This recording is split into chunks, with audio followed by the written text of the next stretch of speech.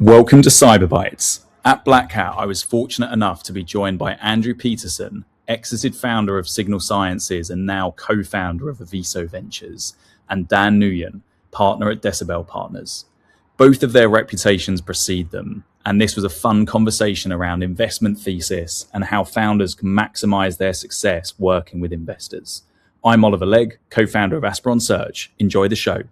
Well, it is an absolute pleasure to do a dual episode with Andrew Peterson, GP and co-founder of Aviso Ventures, and Dan Nguyen, the partner with Decibel. How's it going, guys? So far, so good. It's early in the week. If we were doing it towards the end, there would be more tired faces and redder eyes, more bloodshot. But we're at the start, so we're fresh. We picked a good day. We're good. But really excited to do this one with both of you. And it made sense for a couple of reasons. So first of all, you've known each other for years. Secondly, you regularly co-invest and you have really interesting kind of value adds to each of your due diligence processes. And then also when each of you speaks about each other, it's clear that you have a good vibe. So I just thought it would be fun to do it with both at the same time. But yeah, for anyone that doesn't know who you guys are, it'd just be really good to start with a bit of background. So whoever wants to go first. So background for me, I'm a converted founder into being an investor now. And so Dan and I actually initially met when I was pitching him our initial company. So I built and ran a company called Signal Sciences. I was the CEO and the co-founder there. So I sort of learned the hard way on the opposite end of the investing spectrum. And then, I think we learned that there are things that we could do for other founders, given the perspective and the experience that we had, that we said, hey, this would be effective as a investment, tool, and then that's how we found our way into starting Aviso Ventures. So yeah, great. Yeah, I have been a venture capitalist for the better half of a decade or so. Yes, we met when he was building Signal Sciences, and I was very sad that I didn't get a chance to invest in the company at the time, but it was an incredible company that Andrew and Zane and Nick had built. I work for a firm called Decibel VC, which really focuses on early stage technical founders in domains that are very, very technical in nature. We generally say technical founders, technical domains, and technical customers. Those domains usually span anything from kind of AI engineering, data infrastructure, cloud infrastructure, and of course cybersecurity, which is a big focus area for us. I've been investing for the last 11 years in companies like Sumo Logic and Databricks and Sublime Security and SpectOps, and a lot of companies over the years, building them from the early days, so kind of pre-seed, seed, and Series A, together with Andrew in a lot of cases. It's been a really fun ride. Yeah, awesome. And we'll talk about how different Decibel versus Aviso's kind of investment theses are. Sure. But given we're at Black Hat 2026 and given the insanity of AI agent security and basically just a million different ways of saying what on face value appears to be exactly the same thing, booth after booth after booth after booth, interested just to hear your takes on how the hell do you cut through the noise of this current, we're securing AI agents, or we're governing AI agents. How are you guys personally cutting through that at the moment? Most of the time it requires a conversation. And I think this is what's hard about this space for anybody that doesn't have a lot of deep experience. And so, I think investing in different verticals can be actually quite hard because there's a lot of nuance in each vertical that you're looking into. But I really do believe that there's some uniqueness to cyber because of this exact thing, which is, by the way, the end goal of almost every cybersecurity company is the same, which is you're trying to keep them to not get hacked or to keep them safe. So the messaging, the broad level messaging sounds very similar, but how it's done, what area they're actually covering in somebody's infrastructure. Like that's where the details matter, and being able to understand like, well, what are you actually doing that's different? You typically have to have a conversation to be able to do that. So like that's kind of table stakes. Like, yep, have a conversation and be able to like slot that out, and then you go from there. Really, like it's not like rocket science beyond that for me. But yeah, I think it, especially in this domain where there's obviously a lot of companies now, and there's a lot of companies kind of vying for the same almost budget line items. In particular, when it comes to AI security, I would say that we primarily look for unique insight from the founders, hopefully derived out of their experience. So maybe somebody has worked years inside the NSA and has been on the front lines of witnessing some of the most advanced attacks that the country has seen, and is able to kind of maybe derive a product out of that. So a good example of this is Josh from who founded Sublime, which we're both seed investors in, who came out of the DoD, who really spent a lot of time in email security, who've kind of been on the other side of it almost for many years, and understood exactly what the attack pattern looks like, and then was able to productize that into something really, really special and unique. And that portion of it, even when he described it, was extremely compelling to me personally, because almost the way he described it was like, the way we're doing it now is so stupid, and here's why. And he could describe that to us in such a succinct way, and that type of uniqueness and insight is actually quite rare. So if you can step away and look at the bigger picture on where the markets are going and what technology is being disrupted and how it's being disrupted, and then actually taking your own experience and productizing that, that I think is something that makes founders like that very special. Yeah, we talk about something called team market fit. Is kind of what we call it. So a lot of people talk about product market fit, but for investors, you're looking at the product you're looking at is actually the team, especially when it's super early on. And so there's sort of a question of like, does this team have something special about the skills or the formation of that team that makes them uniquely qualified to beat everybody else that's going to be going after the same opportunities? Because just understanding the problem and having familiarity with the problem it's just not enough. Well, even more so when you're investing in, before they've even built the team, if it's just the 2 or 3 founders. Yeah, so absolutely. It's purely on them. So Josh at Sublime definitely sounds like that was a hell yes for both of you. What makes your hell yes versus a strong maybe? You've mentioned a few points there, especially Andrew, but specifically, what are some of the things that you don't even necessarily look for, but in the conversation it's just yeah, we're in categorically, versus it sounds good but I'm not sure. I think market spaces in the beginning are actually quite important. So sometimes there's exceptional teams that are going after ideas that are largely commoditized. And I do think that there has to be a reason why a certain market space is on the cusp of being disrupted. So of course, the founding team is incredibly important, but a lot of times the product is extrapolated or extracted out of the secular trend that's happening.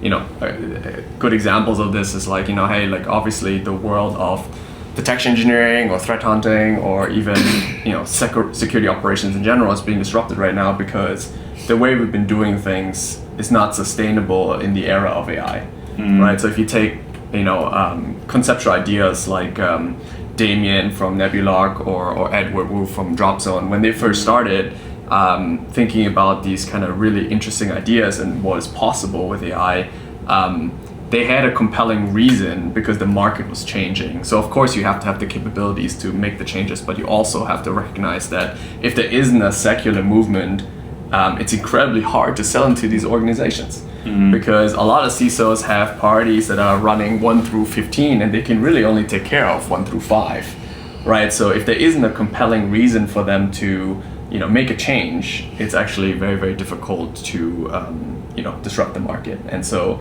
there has to be a secular movement, there has to be the right founder building the right product for the right time, and that's obviously why it's called founder product market fit. A lot of times when there's special teams but they don't really have the right market space or not the right idea yet, we try to work with them on getting to the right idea. No team always lands on the perfect thing right away. It's a discovery process. But that is one of the things that sometimes causes us to say, hey, like, this is not a hell yes yet right now, but why don't we work together over the next few weeks and figure out if there is a domain that is incredibly interesting to you. How much input do you have in that example? How much input do you have where you want to work with those people, but the idea is not right? How much are you helping them kind of shape and land on the idea in the space? I try not to be prescriptive about it. I certainly have always been a more thematic investor, and I think we as a firm have our own notions on where certain market spaces are going. But what we really try to do is put them in front of opportunities that make sense. So, for example, if you're pursuing a certain idea, the best way to really validate if this is something that is compelling or not is to put them in front of a few CISOs or buyers and things like that to kind of validate, like, hey, where in the priority stack is this? And if they're really, really great founders, which a lot of times they are, they will sniff that out. They will like figure out like, hey, what is actually important? What is not important? What is important right now? What is just what is just more horses versus what is a car, right? Like in the typical Ford example. And you being an ex-operator, an exited operator, is that an edge that you feel you're able to offer with Aviso, kind of the honing in on the idea and the problem space? If you're talking about it from a diligence perspective, like how we look at something, yeah, but I would say that we have biases as a result of that also, right? Because like we're gonna bias towards like what our experience was, and so our experience was like, we ran a security program before, we learned about the problem space that we were there, we became an expert kind of before we started the company, and so we gravitate towards that storyline also. So it's actually one of the things that we like try to check within our own process when we're looking at companies. Are we like, are we just falling into this because we're like seeing ourselves and our own pattern in this? So it's and you were pre-AI agent, so you're basically a dinosaur. It's a whole different landscape. I will tell you, I think it is a very challenging time for people to start companies right now if you haven't. If you don't have like a perfect product market fit piece, or you haven't done it before. I've talked to some other investors where they're like, well, it's a first time founder, so like they're kind of unfundable now. Like I've literally heard someone say that, and I disagree with that in the sense that like that there's opportunities to be able to start amazing companies like anywhere. We've invested a ton of first time founders together, but when you ask about this question of like, hey, what's a hell yes? There's sometimes where it's a second time founder where you've had experience and you've watched the journey like from before of what they went through.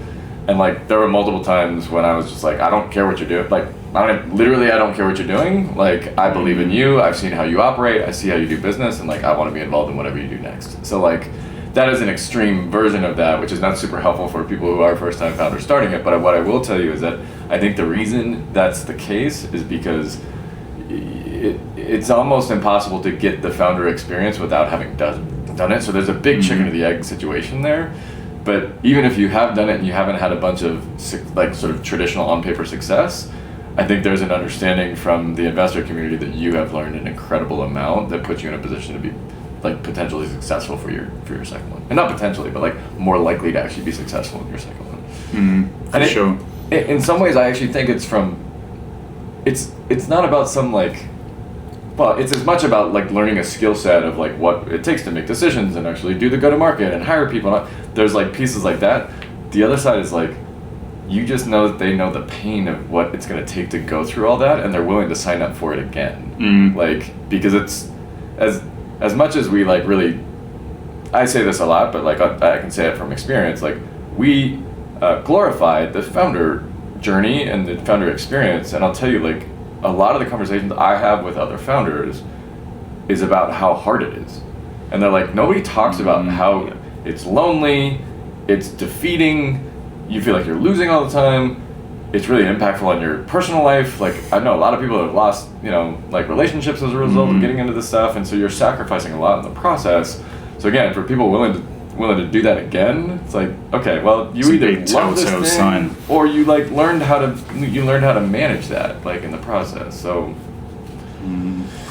I think that maybe I think the founder empathy piece is really resonates with me. I think one of the things that's really interesting, even if you're a first-time founder, what is incredibly helpful is if you have seen excellence maybe in another organization, right? If you've maybe been part of, call it a CrowdStrike or whatever, like organizations that have kind of risen through the ranks and have done extremely well. And one of the reasons is if you're on the other side of this and if you put yourself in the investor's shoes, we're really looking for signals that this will work. And one of the things that is incredibly helpful in, so to speak, de-risking our framework of investing into the company is talent, right? I think now these days, the packages that the frontier model companies will pay for people is insane.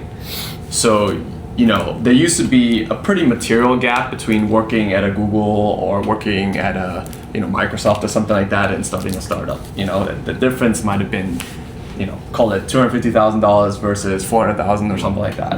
But the numbers are vastly bigger now, right? Like if you can be 7-figure differences. Yeah, if you're working at Anthropic or if you're working at OpenAI, like the numbers are staggering.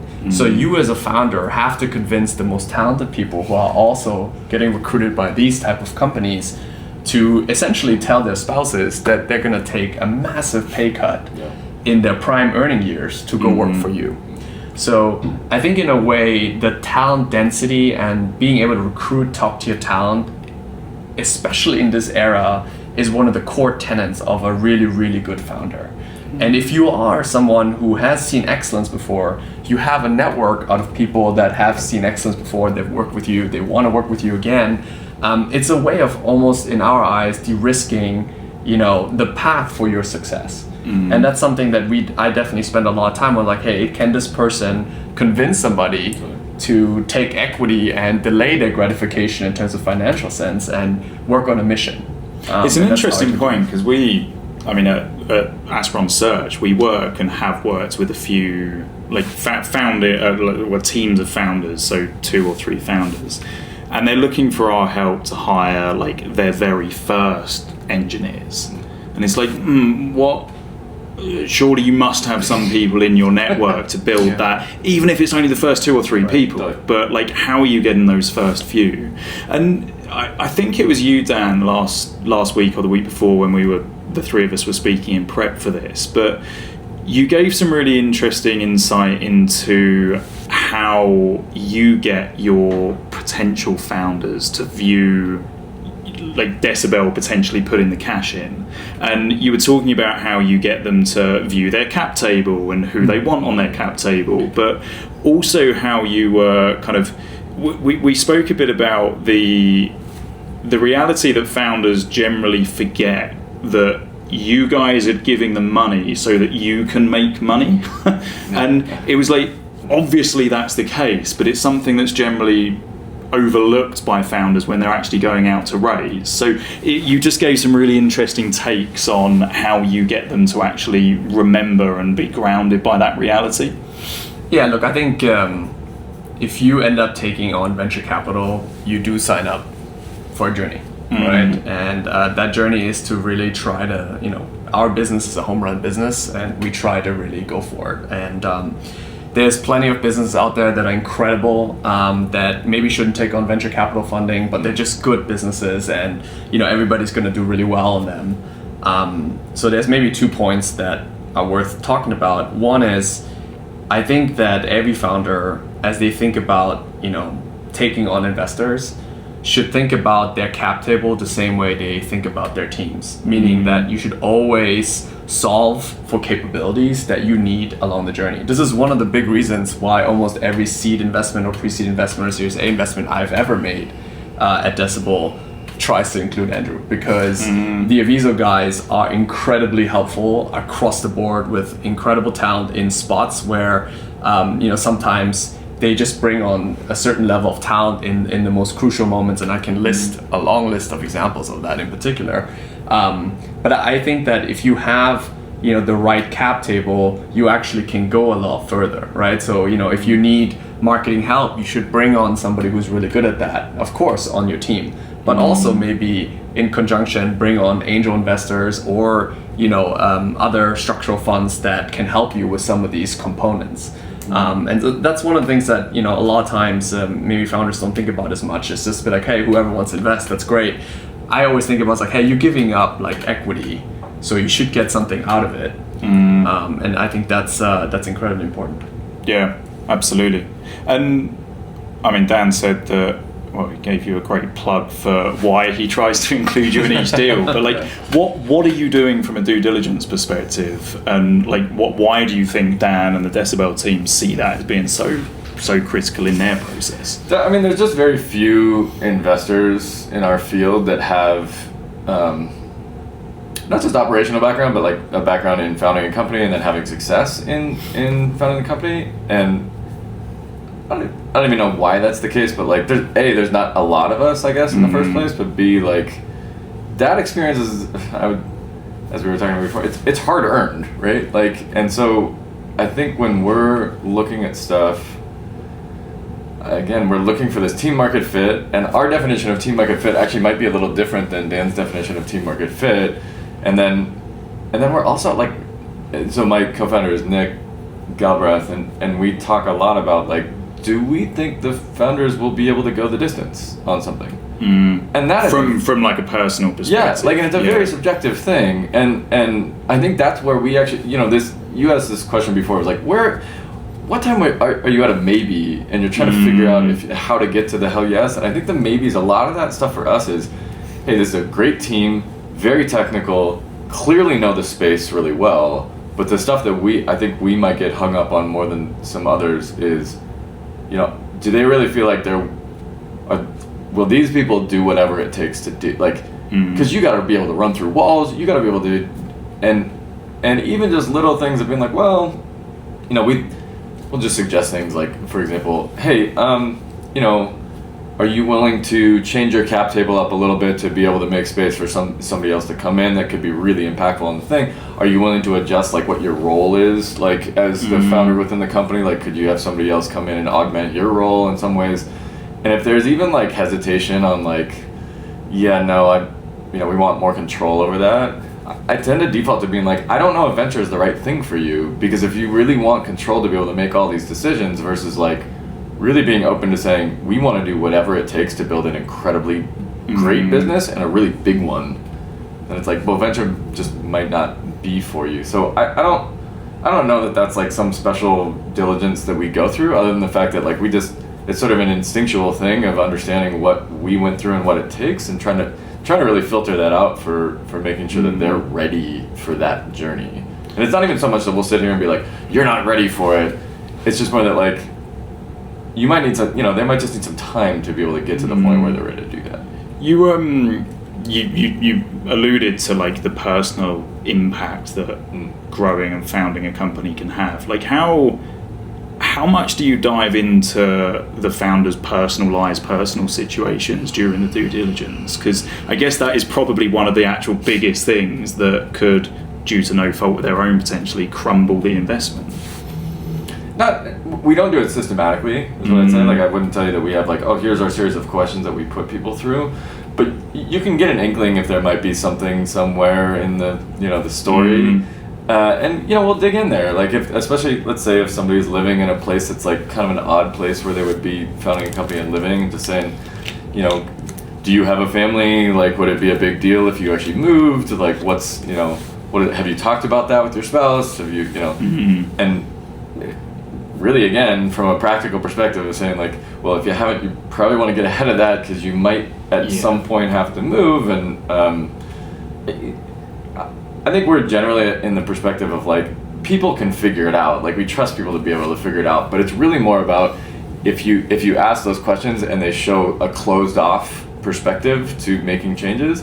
It's just a telltale sign for everything you ever suggest. Exactly, because it's like, well, if it's this, then what else are you going to say no to? Versus being like, if the answer is instead like, hey, we haven't talked about it, but like, do you think it would be really important, and why do you think it would be really important? If that's the answer, it's very different than, I've talked about it, and like, maybe in a couple of years we could do it, but it would just, if there's already starting to be, anyway, that's sort of just an example of where we dig in a little bit. I think one of the interesting tests is like, how willing are you to get on the plane? It's a very simple test, But in cybersecurity, the people who show up win. That's kind of the truth. I can't tell you how many founders that we've worked with, turned a potential churn into an expansion by just showing up at the customer side saying, I'm not leaving until I solve your hardest problem. And that's what it takes. Like, you just cannot be afraid of that. And, if they are like, we don't necessarily, I don't necessarily want to get on the plane all the time and all that stuff. I'm like, yeah, that might work in a more, call it PLG-led motion that, you're when you're building a business. But I think it's incredibly hard to do if you're doing enterprise sales in cybersecurity. Like, there's going to be a founder of a competitor that is going to be on site. And I think one of the things that people maybe underestimate sometimes is in the beginning, when you're starting out a company, your product is incredibly imperfect. It's imperfect to the investors. It's even more imperfect to the customers. And the reason why certain early adopters, as we call them, CISOs that we've worked with, Scott from Rowe or Mark from Brex. Yes, Mark from Brex. Like there's so many of them that are willing to take a chance on an imperfect product that you have to be grateful to them in a way, and they have to maybe see that you want to partner with them on building something that they really need. And showing up is one of those components, right? Showing up as a team, showing up with your team, and that kind of in-person aspect, I think, is very, very underrated, especially in the AI era, where it's hard to implement a lot of these agentic products, and there is a last mile problem when it comes to AI. That's why OpenAI and Anthropic have these huge deployment companies, because these products are not out of the box perfect. So if you're a founder who wants to build something new in that arena, showing up and being willing to get on the plane no matter what it takes is one of those telltale signs, in my opinion. There's this great quote that I heard from Sid from Foundation Capital, from one of his founders. The founder said, I'm either going to get a purchase order or a restraining order because I'm getting this deal done. And sometimes we'll talk to founders and be like, have you gone and visited them? Well, they said that not to come, and it's like, I guarantee everyone else that's in this bake-off is there. Yeah. Like, so you might show up, and if they don't meet with you, it doesn't matter because you tried. But if this is a critical deal for you, you gotta go. You should frame that for every single one of the new investments. Yeah. Restraining order or purchase order. Yeah. Choose one. That's funny. But hopefully it doesn't come back to you guys. There might be some handcuffs coming out. Yeah. But you can attribute to Sid, no problem. Yeah. All liability sits with Sid. And like the way your funds invest is obviously so different. I mean, you're doing 3 to 5 investments a year, and you're doing like 10, 12. So I mean, it's obviously, fund size is very different, but do I remember Andrew saying that you don't do follow-ons, you do seed and pre-seed, and then you guys are kind of going through the rounds depending on what's it like investing at pre-seed versus like Series B and C, and like you personally as an investor, how does it kind of change where you are looking at so many different stages? I mean, we primarily focus on the earlier stage of the market, which is pre-seed, seed, and Series A. However, we do generally reserve capital for the follow-on rounds, primarily to preserve ownership in the follow-on rounds, and that's more of a, I would say, fund construction conversation. Even in the pre-seed through A market, there's a lot of, it's called early, and everybody knows what early looks like, but even there, the capital requirements and maybe the capital constraints on like how much founders are raising these days, it's quite split. There's like a lot of different kind of nuances that go alongside it. We are generally a fund that either leads or co-leads investments, so we're pretty we try to be material investors on the cap table, and we are pretty involved in helping our founders try to get the product market fit as quickly as possible. That's our goal. So structurally, that's kind of where we spend a lot of time. The downstream capital requirements on the company as it scales is generally served by a different part of the market in venture capital, but we always try to support our founders to get to the next stage, however long it takes. Yeah. And how does a founder impress each of you? individually? If someone that wants to raise capital from Aviso or Decibel at some point watches this episode, other than the things that we've talked about, like what can they do to make you think, oh shit, like we need to give you some money? I'd say like, I don't think either of us have like a cookie cutter like team. Like it's actually one of the interesting parts of the job is like, you know, we've talked about this a lot because we've co-invested in a bunch of different teams and they don't all look the same. I mean, like there's very differences in each one, and sort of you're sort of teasing this out a little bit about like, well, what do you look for at the different stages? We will actually, I mean, again, Dan and I have looked at a bunch of companies together, but when we talk about and do analysis on the companies, it matters at what stage they're at. So if it's like a single founder and they're at the pre-seed stage and you're kind of sitting there being like, well, this is a really charismatic person, it seems like they have great background and we think that they have the ability to hire a bunch of great people and they're just a great leader. And then you look at the price also, like the price actually matters in these rounds too, right? It's like, well, if that person wanted to raise $30 million, they've never been a founder before and they want to do it at $100 million post-money valuation, like you're going to sit there and say, yeah, that's just too much risk.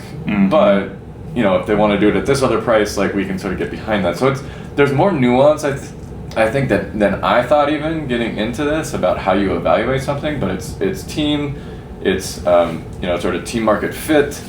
And then price is another piece that a lot of investors don't talk about, but I think that actually matters in terms of what the, you know, how you structure saying this makes sense to invest in this. What advice is there for first-time founders, especially regarding how to price? Because I guess lots of them will be going in blind, or they're going in based off whichever investor is already in their ear is advising them. What, like, impartial advice? What do you suggest to them? So, I'll say two quick things. One is, I think a lot of founders, they don't totally understand the price component to this, because I think the mentality is, hey, if this investor is interested in investing in us, then who cares? You know, who cares what the price? You're in for a penny, you're in for a pound type of thing. And they don't. I mean, there really are some structural things for funds where they're like, no, we can only deploy this amount of money, and we have to have this amount of ownership. Sometimes investors use that kind of as a negotiation tactic, and it's not real. But I think a lot of times, like the fund really is, hey, we have to stick to our model, because if we break out of the model, there's a bunch of downstream things that go on with that. So even just explaining that to founders, I think, is helpful for them to understand, like, oh, so it's not just are you into me and are you into the team? It's also like, does the deal fit into a framework that works for the fund? So it ties back to that point about funds are designed to make money. It's the obvious point. Yeah, I think the way I think about it, you know, going to your original question around like how is it that founders should maybe present themselves to investors in general, I think the number one step is actually do your research, right? A lot of us are actually quite public about what we invest in and what we are interested in, what the topics are that we're interested in. You know, we all write, we all generally out there on LinkedIn and Substacks and whatnot, and I'm quite public about the areas that I think are interesting and could be ripe for disruption. And I think a lot of founders generally reach out, and you know, there's no way to respond to all of them, because like obviously there's a long list, but a lot of times it's not maybe as thoughtful as it could be, right? Like if you are like, hey, I read your Substack, I know you're interested in, call it endpoint security, and I got this unique insight, and here's my experience, and here's why I think it could be really special. I think that's a really compelling way to actually reach out and present yourself. The same way that I would, right? To reach out to a founder that I would love to meet. You know, I say, hey, look, like I've publicly spoken about this. I think this is incredibly interesting, and this is why, you know, you and I should talk. But it's another telltale sign of if they're just doing a mass blast outreach to VC titles partner, then are they going to do that to CISO at X, however many companies? Certainly. The thoughtfulness around all of these things really matters. And, you know, I definitely read most of, if not all of the messages I get. And, you know, the ones that are really thoughtful, really spend the time, you know, I try to respond to them. If, like, you know, a company reaches out that is completely irrelevant to, like, the domains that we even invest in, it's like, okay, you didn't really do any work, and I don't see why I should put in effort if you didn't put in the effort. Dan, I've got this great healthcare AI company. Yeah, like, do you want to invest in that? Is it ripping? Maybe. Let's do it. But yeah, it's an interesting one. I think the what's been good about this conversation is there's some insights into how founders actually need to view the fundraising process. Yeah. And like where can they go out and learn about these sorts of things? Like what books or what blogs or what resources are there that can actually give them some level of background going into it?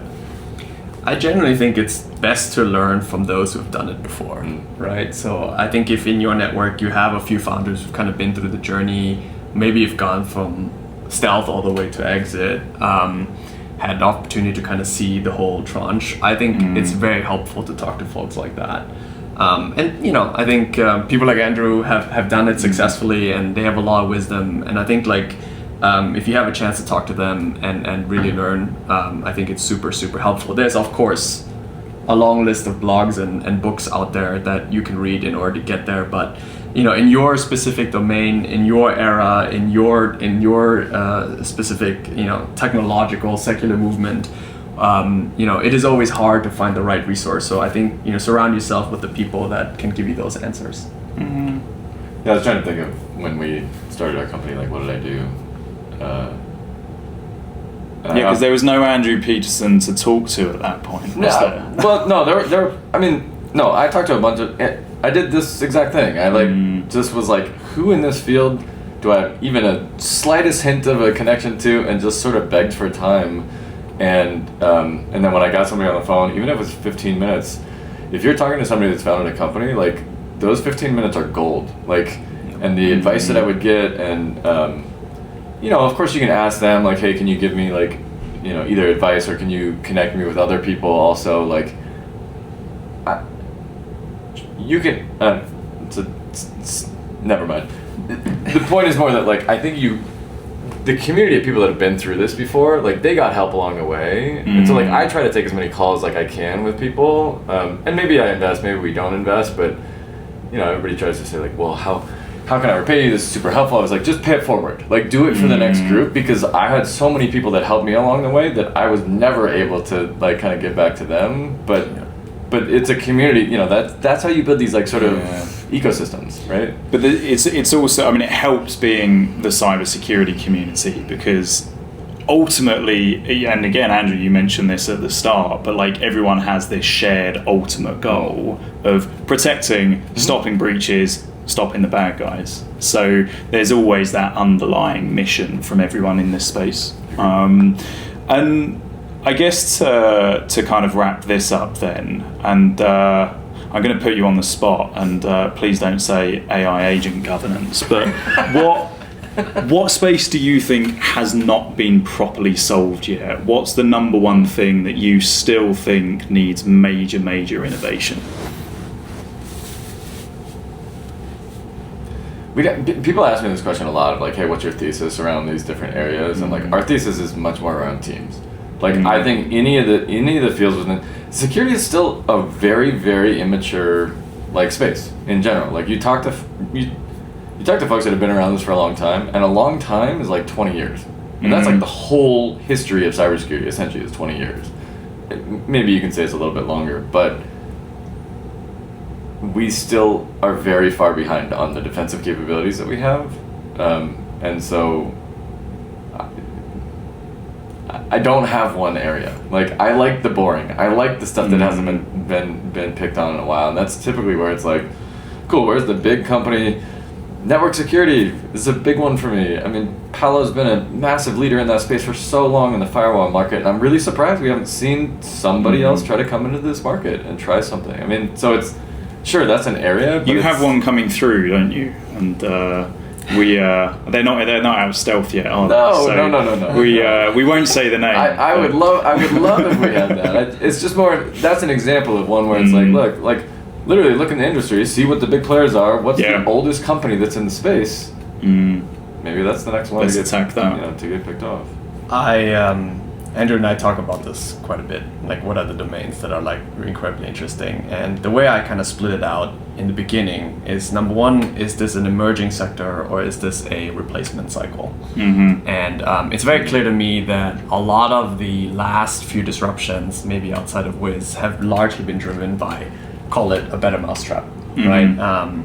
There's been, a change in DLP, and there's been a change in in SecOps and maybe in SIM. So there's clearly domains right now when it comes to security that are experiencing a refresh cycle because of the secular movement of AI. And so you're seeing endpoint being disrupted now, right? We made an investment in a company called Ent.